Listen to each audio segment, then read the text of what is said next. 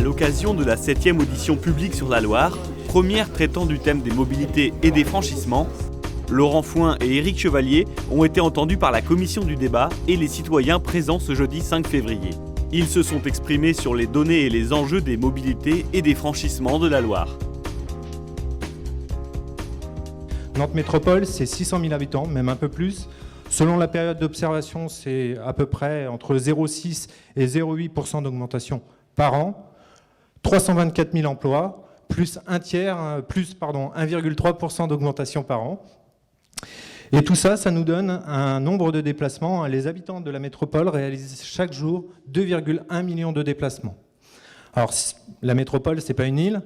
Elle est au quotidien en lien avec des territoires voisins.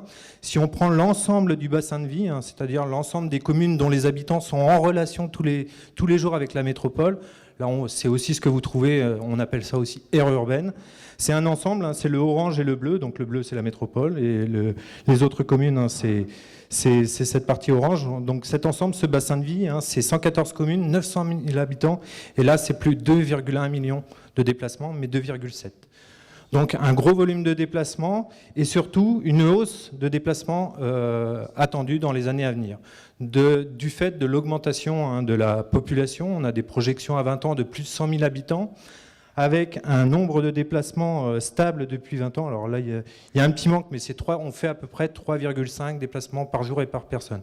Ce chiffre est stable. Et donc, avec le fait même de l'augmentation de la population, on arriverait rapidement, je dirais, à plus de 100 000 habitants à 20 ans. Ça représente à peu près 350 000 déplacements quotidiens à gérer en plus de ceux qui sont déjà là à l'horizon de 20 ans. Entre aujourd'hui et 2030, on pense qu'à peu près un petit 20% de déplacements supplémentaires dans notre agglomération seront observés. Mais pas de la même manière qu'aujourd'hui. Parce que les habitants, les grands équipements et les emplois seront quand même très centrés en intra-périphérique, près de la centralité de la métropole, et que du coup tout ça est au bord de la Loire, d'un côté ou de l'autre, le nombre de franchissements de Loire, lui, il va beaucoup plus augmenter. 35% dans nos simulations. Comment on fait ces simulations ? Je ne vais pas faire un cours sur ce que c'est qu'une modélisation du développement d'une ville et des déplacements de ses populations. Simplement, on se projette sur l'avenir, un peu comme je viens de le faire. On positionne les nouveaux habitants et les nouveaux lieux de développement de l'habitat. On positionne les grands équipements, on positionne les emplois et donc les entreprises associées. Et on regarde comment les gens vont se déplacer compte tenu des infrastructures à leur disposition. C'est comme ça qu'on se projette et qu'on a des chiffres tels que ceux que l'on peut présenter ici. Si on peut regarder la diapo d'après. Alors, si on regarde un peu plus dans le détail, c'est intéressant de voir ces 35 franchissements de Loire supplémentaires, où est-ce qu'ils vont se situer ?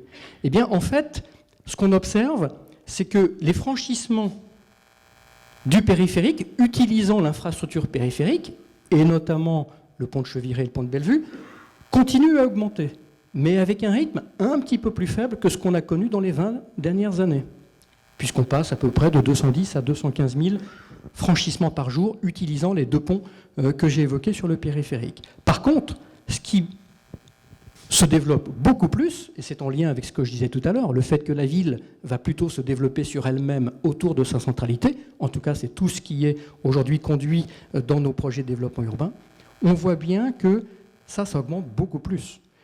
Les franchissements du bras de la Madeleine passent de 240 000 à 370 000 par jour, tout mode confondu. Retrouvez l'intégralité de l'audition d'Éric Chevalier et Laurent Fouin sur nantes-laloireetnous.fr.